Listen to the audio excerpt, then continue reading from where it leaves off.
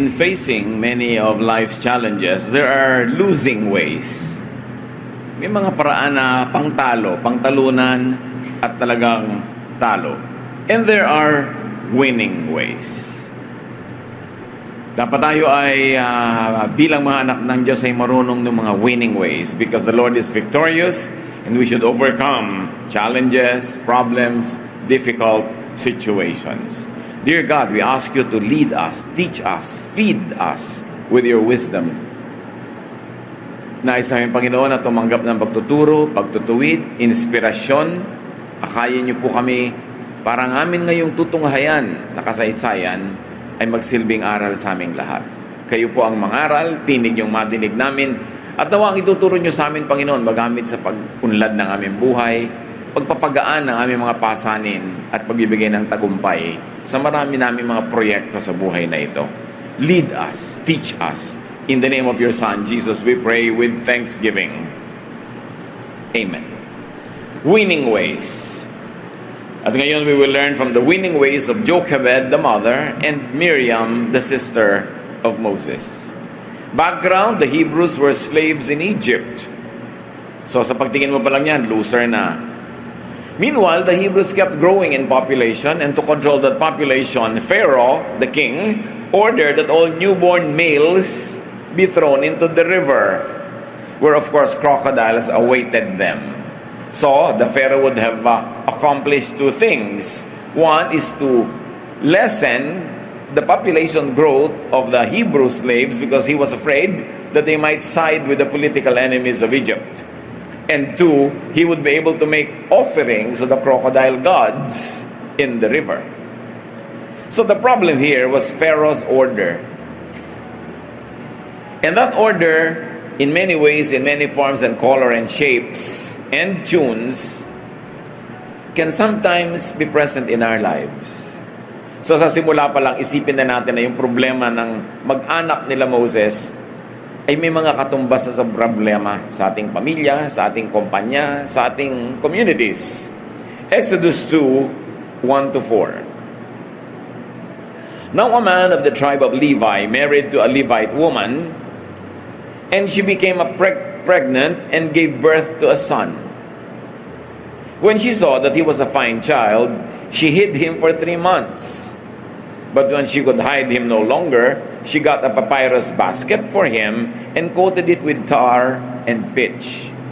Then she placed the child in it and put it among the reeds along the bank of the Nile.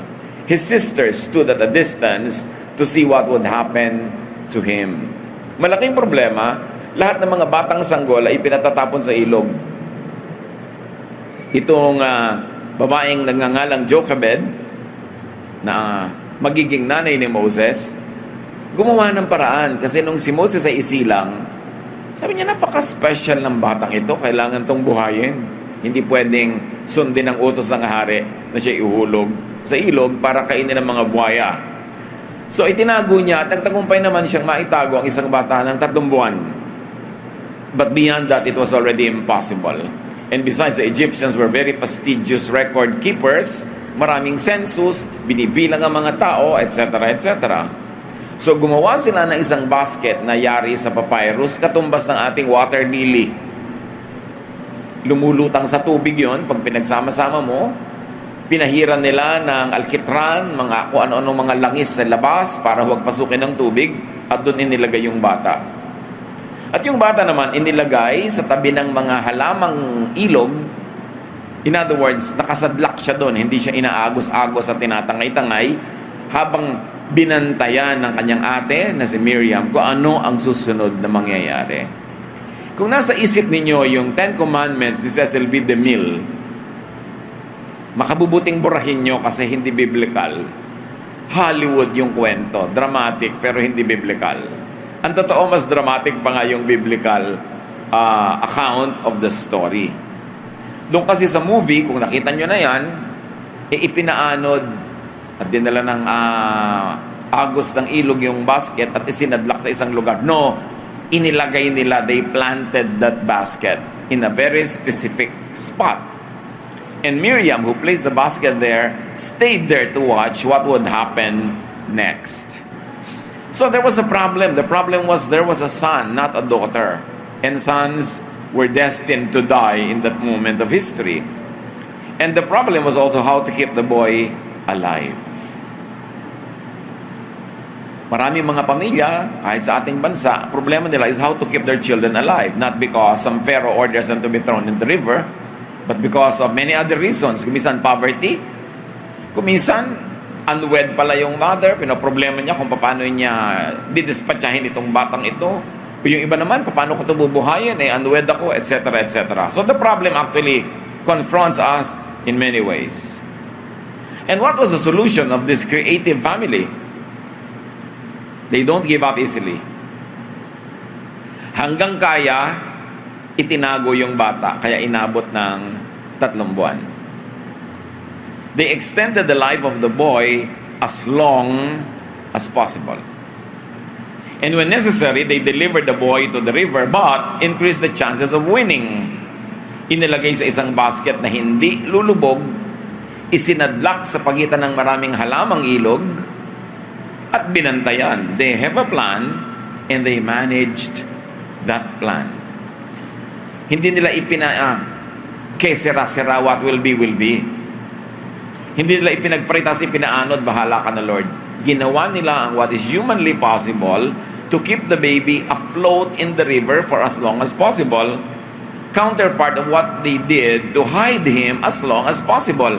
You know, when life is threatened, the immediate thing is to just continue to extend that life. Day by day, moment by moment, minute by minute, but extend it. And that's what they did. What happens next is better than any Hollywood plot. Exodus 2:5-6. Then Pharaoh's daughter went down to the Nile to bathe, and her attendants were walking along the riverbank. She saw the basket among the reeds and sent her female slave to get it. She opened it and saw the baby. He was crying, and she felt sorry for him. This is one of the Hebrew babies, she said. This could have been the exact plan. This family knew what to do. It was not an accident. Miriam planted the basket exactly in the spot where they knew the princess comes to bathe.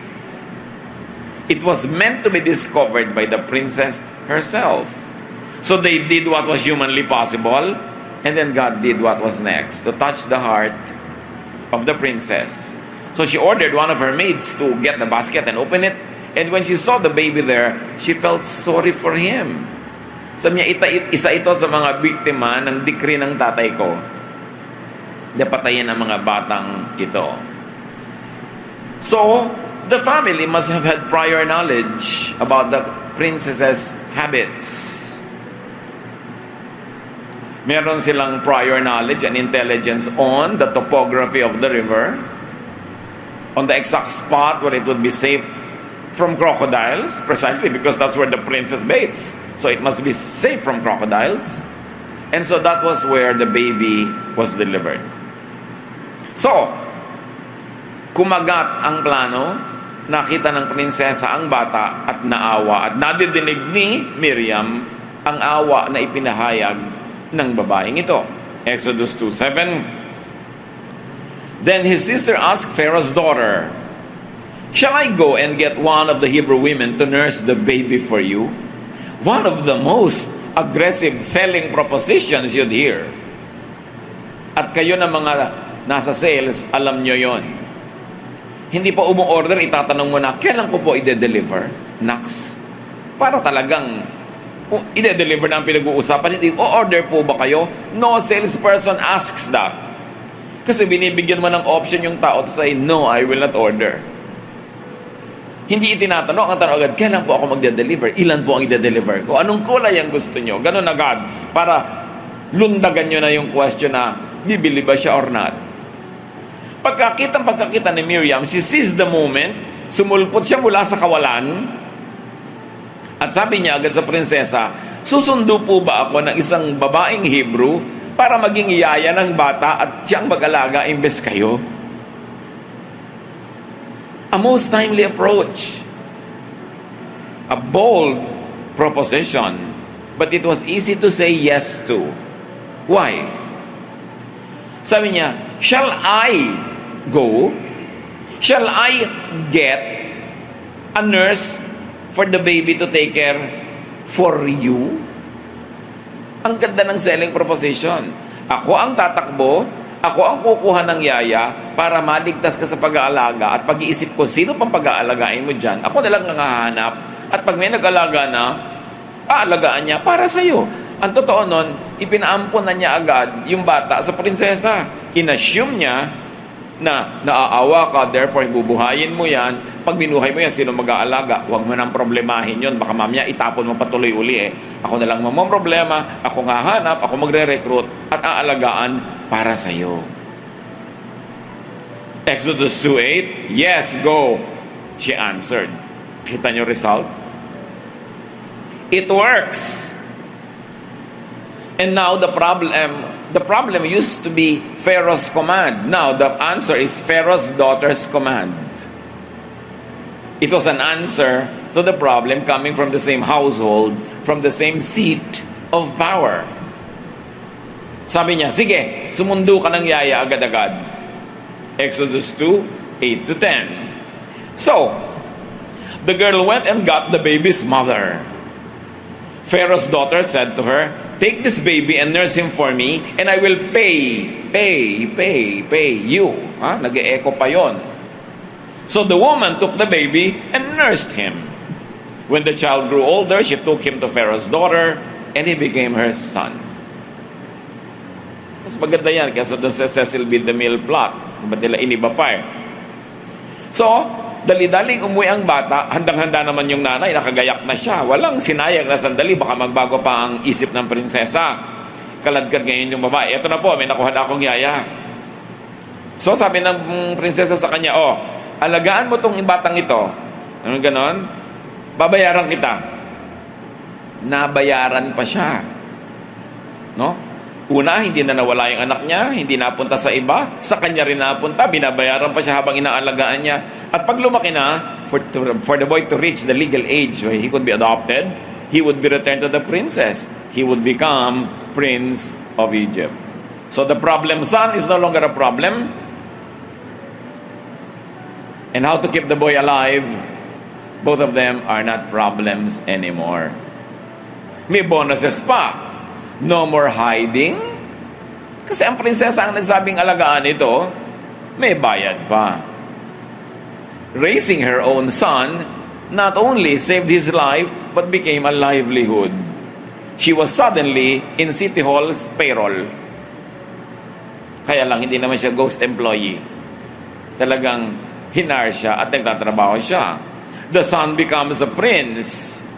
A disadvantage is turned into an advantage, and a problem is turned into an opportunity. Ano ang lessons on winning from Mommy J and Sister M? Don't give up too easily. Now, I want you to think of your own problems now. Anong problema nyo? Anong bata ang nanganganib ang buhay? Kay bata ba yon, bagay o anuman? Profesyon ba? Trabaho ba yan? Relasyon? Laging may nanganganib ang buhay eh. Don't give up too easily. Don't call it a problem. And remember, a problem is a matching solution. Tulad ng nakita natin sa kwento, may solusyon naman pala. Find the solution.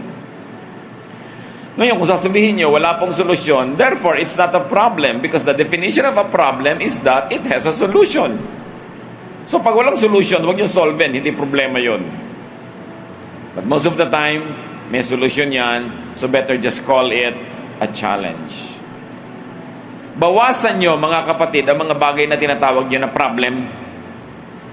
Kaya lang may problema. Kaya lang may problema. Ang negative agad ng buong atmosphere. Sabi nyo, merong challenge. No? Parang meron ka agad na sigla para harapin yung challenge. No? Hindi problema.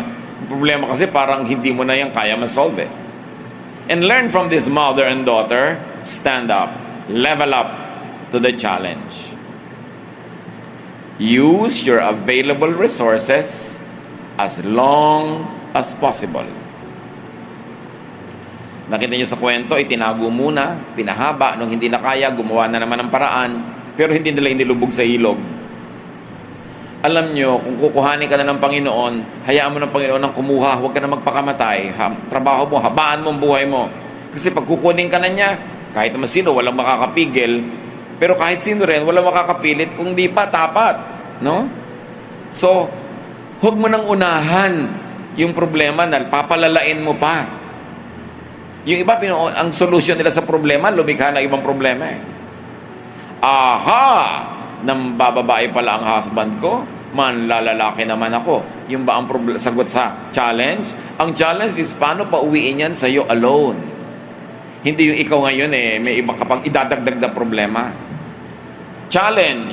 Wala lagi ang mga magulang ko, may bisyo, nag-aaway-away. Hindi na rin ako uuwi, total walang tao sa bahay. Why? Worsen the situation. Extend your graces, do what you can to have the most normal life possible under the circumstance. Pag meron ng apoy, huwag mo nang buhusan ng gasolina para lumaki pa. Dapat yon, pulain yung apoy, pahinain hanggang siya'y tuluyang mawala. So use your available resources as long as possible, and when necessary, change plans but don't give up. Nakita niyo sa kwento, una itinago nila pero hindi na pwede. So, change plans. Same goal, to keep him alive. Pero paano naman ngayon? Ano? Change plans. So, deliver the boy to the river but increase chances of winning. Hindi nila ipinasa kapalaran yung bata. Gumawa ng matibay na basket, nilagyan ng mga coating para lumutang, huwag pasukin ng tubig, at isinadlak sa isang lugar. May plano. Have a plan. As we always like to say, those who fail to plan, plan to fail. Kaya dapat may plano ka. Paano ko sosolve ng challenge na ito? Anong mga resources ko? Anong pwede kong gawin? Anong pwede kong ilabas dahil meron ako, anong pwede kong hiramin? Ano pang resources ko? Creativity? People around me who can help? And then you manage the plan. Bantayan. Tulad ni Miriam, nakabantay, nakaabang sa anumang possible opening for her plan to happen. But it's important, brothers and sisters, if you would have winning ways, is to have prior and ready knowledge. And in military parlance, is called intelligence. Kailangan alam mo, kilala mo ang kaaway, alam mo kung anong lakas ng kaaway, sukat mo kung anong merong kang lakas, anong pwede mong gawin para tama ang iyong magawa. Hindi aksidente ang magtagumpay. Yan ay pinaplano, ginagawa, tinatrabaho, at tinitibayan ng loob. Pero dito, may isang napaka-importanting element of winning ways. And that is get help from the most effective agent. In this case, the princess. Who can overturn the command of the Pharaoh but his very own daughter? Who can afford to keep a baby alive in spite of this very unfriendly climate? Except somebody from the royal family. So always identify who or what can help you. And then how do you get help? Offer to potential helpers a most attractive proposition. Nakita niyo yung in-offer ni Miriam? It was easy to say yes to. It was easy. Why? Because it was convenient for the other. Pag kailangan nyo ng tulong ng isang tao, ng isang grupo, make it convenient for them, not for you. Sabi niya, I go, I get, and it is beneficial to the other person. The nurse, we will nurse the baby for you. At hindi niya agad sinabing, ihahanap ko ng yaya, sweldohan nyo. Diba? Ganito, ganyan. Papahirapin mo yung pag-yes yung tao. Pinadali niya agad. Alam niyo kung bakit maraming tao hindi nagtatagumpay? Kasi hindi sila nakakakuha ng tulong. Bakit hindi sila nakakakuha ng tulong? Kasi ang ginagawa nila is what they should not do. Lagi agad ang opening remarks nila, help me. Help me. Tulungan mo ako. Kailangan ko ng tulong mo. Pwede mo ba akong tulungan? Pag nadinig ng mga tao yan, 99% nagsasara ng tenga, lumalayo, allergic ang mga tao doon sa laging, pwede mo ba akong tulungan? May problema ako. Baka nanay mo lang o tatay at mga close friends yung willing makinig. And yet, kung nakakatatlo ka na, baka pagsawaan ka na rin ng kaibigan, ng mga tumutulong.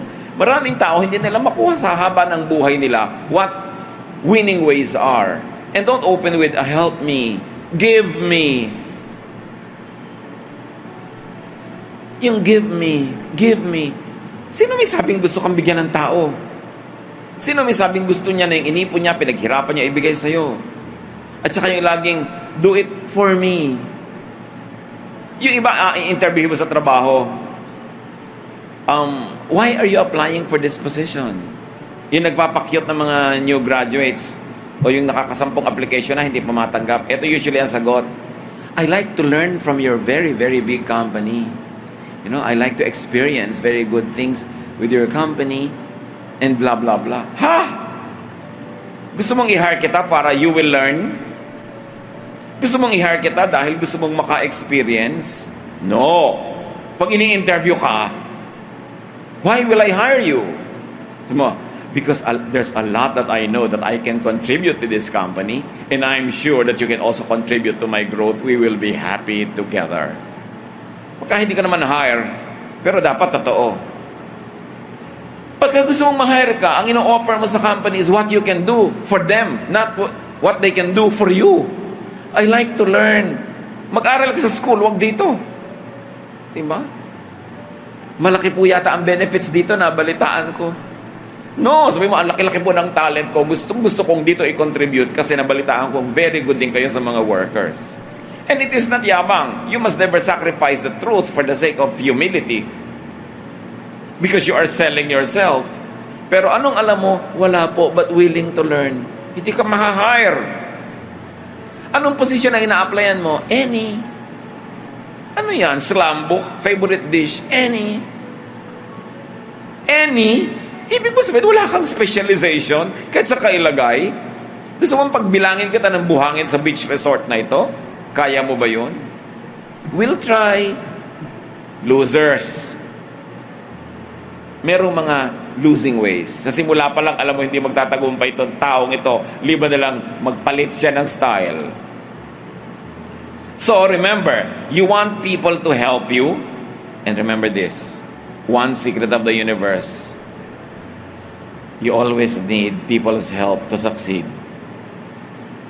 Nobody succeeds without people's help. And another secret of the universe, people help only those people that they like. So pag hindi ka like ng mga tao, hindi ka nila tutulungan. Pag hindi ka nila tulungan, hindi ka magsasucceed. So the goal is to be liked first. And for that to happen, give, not take. Everyone loves a giver. Winning way yan, to give. Kaya sinabi sa Bible, it is more blessed to give than to receive. Because the blessing of the giver is, maraming matutuwa sa kanya, bibigyan din siya. Magiging blessing yon.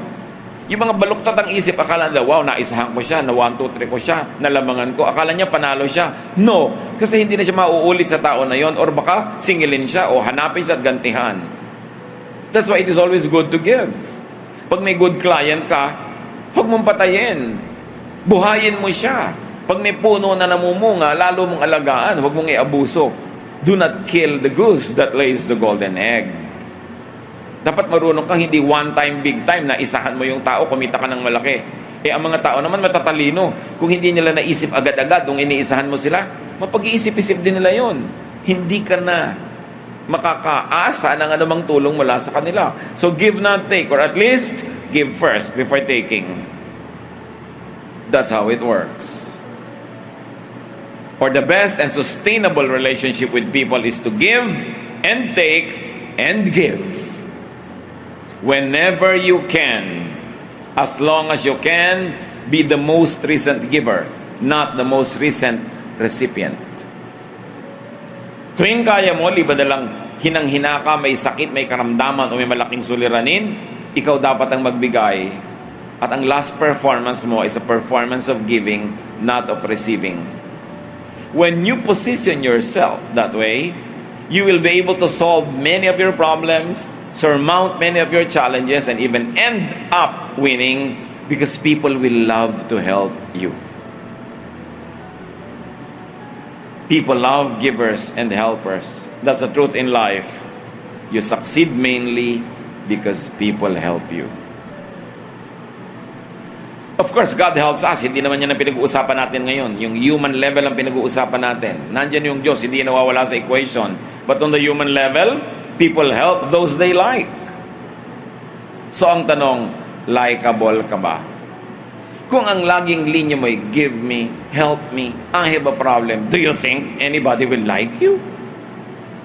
Pagsasawaan ka. Tulungan ka minsan, mamaya may problema ka na naman, tutulungan ka ulit, nagkakaroon ng donor fatigue. Pinagsasawaan din. Kasi ang tao naman walang bottomless resources. Limited din. Bibigyan ka ng konti. Tapos pag nakita ka ulit, hindi ka pa rin nakakabangon, bibigyan ka na naman. So yung konting natira niya, itutulong uli sa'yo. Sa pangatlong beses, tatong ka na naman, may kailangan ka na naman, iwasan ka na. Huwag ka magtampo. Natural lang yon. People will want to preserve what they have to keep themselves alive. People don't work hard to be able to give you something when you ask, except our parents, and probably a few people who love us very much. Walang tampo-tampo. Kaya kung minsan nagkasakit ka, may tutulong sa'yo, pero naman, 9 na buwan ka na sa ospital, ano? Nakatatlong balik na yung mga dumadalaw, andong ka pa, talagang mauubusan sila ng kakayahan para tumulong. Hindi ka dapat magtampo. Ang haba naman kasi ng pagkakasakit mo. Wala ka pang naitanim na mabuti. Wala kang nagawang mabuti, tas aasahan mo, tutulungan ka ng tao.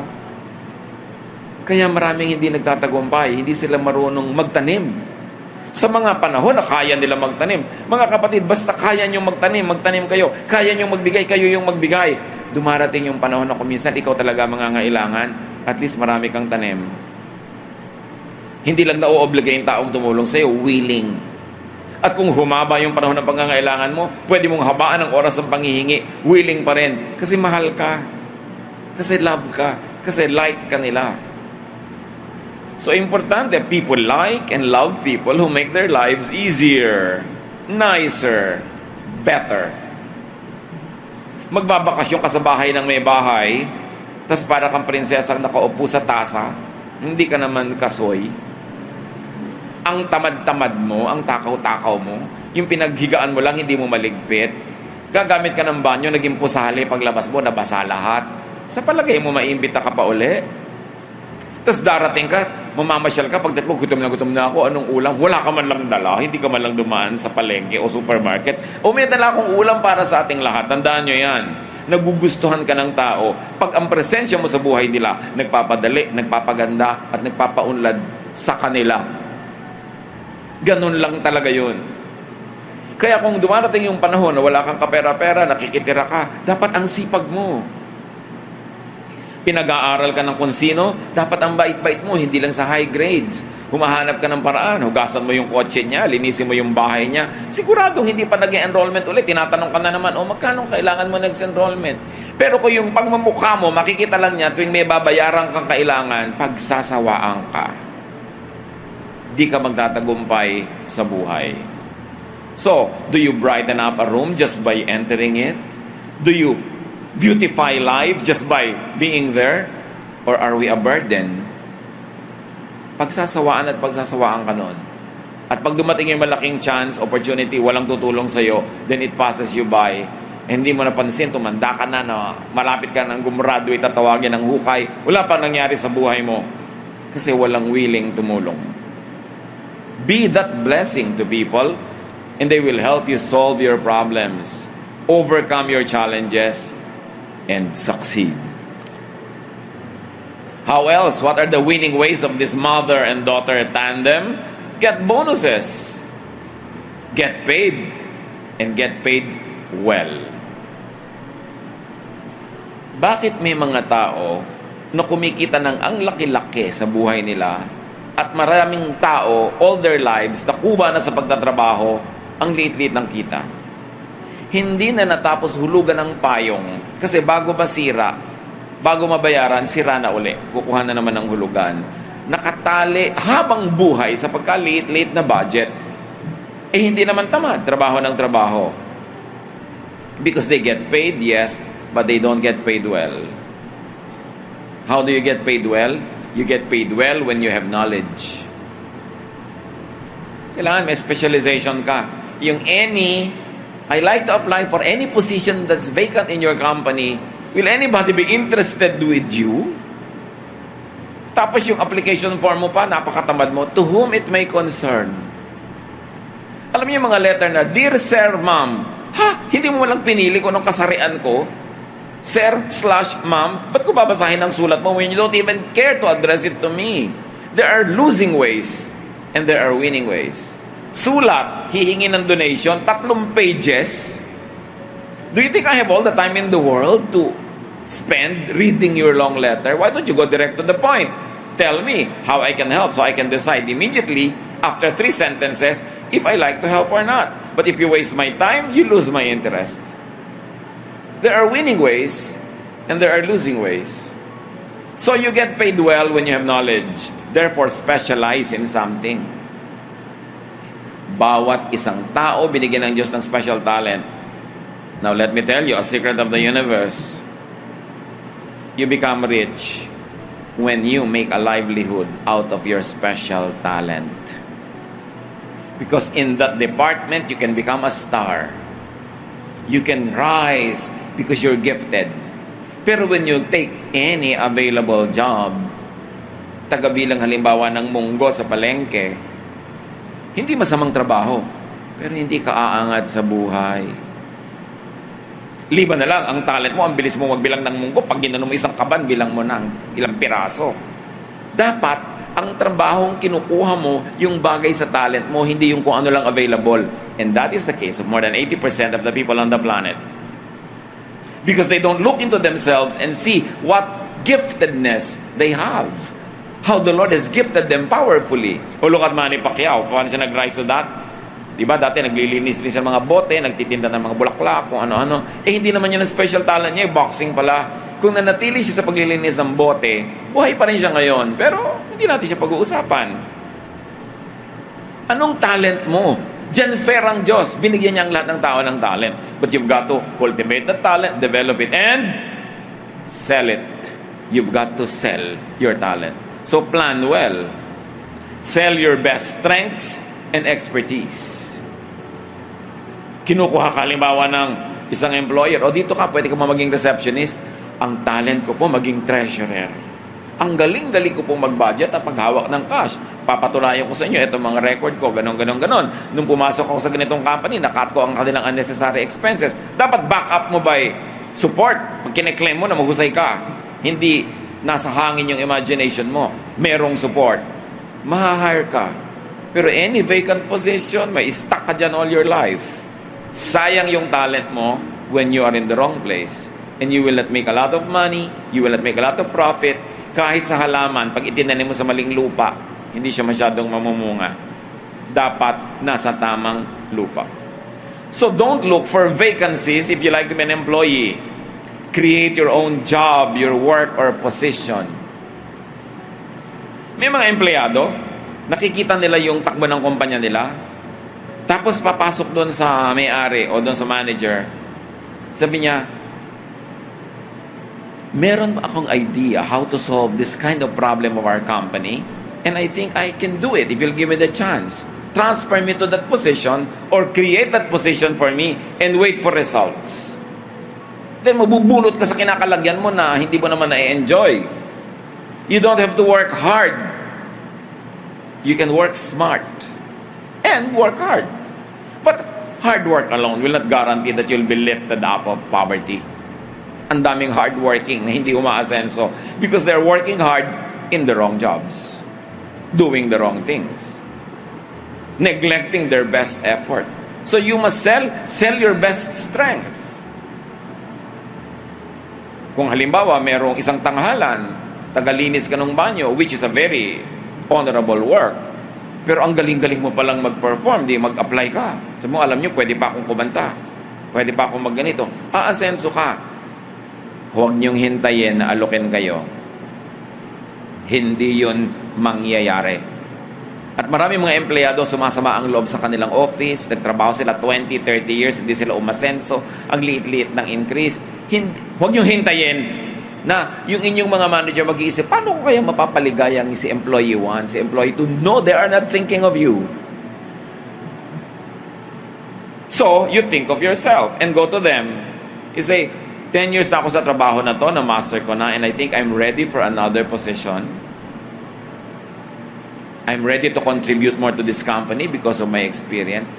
Pero yung kikimikimi ka, hinihintay mo mapansin ka, tapunan ng pagtingin, hindi yan mangyayari. You have to be more aggressive. Tingnan mo sila Miriam, hindi nila hinintay na pumunta yung prinsesa sa bahay nila. Tapos, ay, may bata pala dito. Kawawa naman. Bakit hindi nyo alagaan at babayaran ko kayo? Hindi yon. Some people say, strike the iron while it's hot. But it's very seldom that the iron is hot enough to be struck and to be shaped into what you want. What do you do when the iron is not hot? Therefore, you cannot strike it. Well, strike it till it becomes hot. Ordinary people say, strike the iron while it's hot. Special people say, I'll make it hot by striking. Create your situation. Take charge of your life. So create your job and job opportunities. Do not fit into qualifications. Sell your talents. Kasi titingnan mo, pag nag-a-apply ka, anong qualification nire-require nila? Pipilitin mo yung mag-swak sa qualification na yon. I-rewrite mo pa yung biodata mo. You can say, these qualifications are not mine, but may I offer you my qualifications that you did not seem to remember to look for, but I believe can help you? Then offer it. Huwag mong antayin na ikaw yung maalala. Yung isang past president natin, kauupo pa lang sa Malacanang, may isang dumating sa kanyang babae. Sabi niya, I'd like you to consider my credentials because I think I can help your government if you made me secretary of this. Tinignan, naging secretary of that siya. Inantay ba niya na siya pansinin? No. Be proactive. And then when you are given an opportunity, sabi, sige, susweldohan ko kayo. Palakihin itong bata, raise a prince. Make an excellent product. Na nung ibinalik nila sa prinsesa, ready to become prince, yung bata. Like Moses, that same product will in turn help you. Remember, your product is your best biodata. It is your best business card. Kung minsan may makikita ka na bagong gawang kung ano. Sino gumawa nito? Hahanapin mo kasi ang ganda ng gawa. May natikmang kang pagkain. Sino nagluto nito? Ang husay. Bahala ko magtayo ng specialty restaurant, baka pwedeng siya yung chef. Lahat ng ginagawa natin, dapat quality dahil laging may nakakakita niya na potential market mo. Huwag kang, pwede na yan. Kasi ganun din ang mangyayari sa buhay mo, pwede na yan. Alisin mo yung pwede na yan. Ganyan lang talaga ang buhay. Burahin yan sa bokabularyo. Dapat, sasabihin mo, dapat hindi ganyan ang buhay. Babaguhin ko yan. Hindi yung ganyan lang talaga ang buhay. Pwede na to. Ay, wala tayong magagawa. Losers ang nagsasabi niyan. So, alisin nyo yan sa vocabulary. Ang mga anak ng Diyos, dapat winners. Not winners against other people, but winner against your own self, your own weakness, your own possible destructive tendencies. So what is your problem now? First, call it a challenge. Learn from Jochebed and Miriam. Have a plan. Manage and execute it. Make it attractive for people to help you by giving back to them.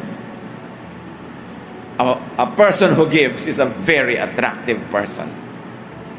That is why it is more blessed to give than to receive. Dahil sabi rin sa Bible, give and it will be given you. Kaya blessing. When you give, it's given to you. And besides, even if it's not given back to you, the moment that you gave, ibig sabihin you already previously received because you have something to give. Givers are recipients first. That's why it's only but natural and expected that you give also, so that the giving cycle will continue. So givers are recipients first, then they become recipients again because they give. Winning ways. Sabi ni Lord, I want you to have a full life. I came that you might have a full life. But you cannot have a full life if you're a loser, or a loser for long, or a loser for life. Win. Develop a lifelong network of supporters and helpers by first being a supporter and a helper yourself. Yung iba nagpupundar ng account sa bangko, good. Nagpupundar ng mga savings, good. Pero magpundar kayo ng mga friends. People that you help. People that you really genuinely care about, because these are the same people who will help you and care about you in your moment of need. Pag wala kang naipupundar na friend, baka ni walang makipaglibing sa'yo. Madaling makita yan sa mga lamay, sa mga libingan. Sabi niyo ba, ay bakit sasampu lang ang dumating? Walang katao-tao, siguro masama o gali. Chinichismis ka pa bangkay ka na nga. Pero pag ang daming tao, wow, siguro ang bait ng taong ito, ang daming tinulungan, ang daming pinaligaya, kaya ayan, marami tuloy nagluluksa. Malalaman at malalaman. Magpundar. Yung magkaroon ka ng mga kakampi, mga alyado, mga nagmamahal sa iyo, nakikipagmahalan ka, winner ka nun. Kaya winner ang tao na active sa church. Marami ka laging kasama, karamay, although nadadami ka rin sa problema nila, ganun talaga, alangan naman puro ka take. Siyempre, give, take, give, ganun ang buhay, inhale, exhale. That is how to live. God does not want us to be losers. Ayaw lang Diyos maging karaniwan lang ang mga tao. Lahat special. But for you to shine, be in the right place. Take your correct place, and you will shine. Don't settle for anything less than that. Huwag mo sabihin ganyan talaga yan, wala tayong magagawa. Because sabi, I can do all things through Christ who gives me strength. And Christ likes you to be a winner. Dear God, we thank you for this wonderful story of Jochebed the mother and Miriam the sister. Wise women who made the nearly impossible possible by your help, with your blessing, but naturally with their participation. Turuan mo kami, Lord, na ma-identify ang dapat namin gawin, what we should actively do, so that we could be winners, not against other people, but against our own weaknesses. Pagbulay-bulayan natin ito, mga kapatid, ano ang mga personal application nito sa ating buhay. Dear Lord, as your people, stay silent for a while. Let your Holy Spirit teach, guide, correct, and empower us.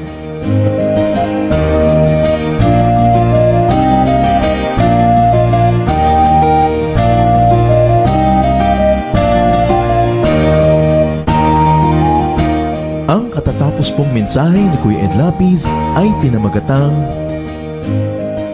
Winning Ways.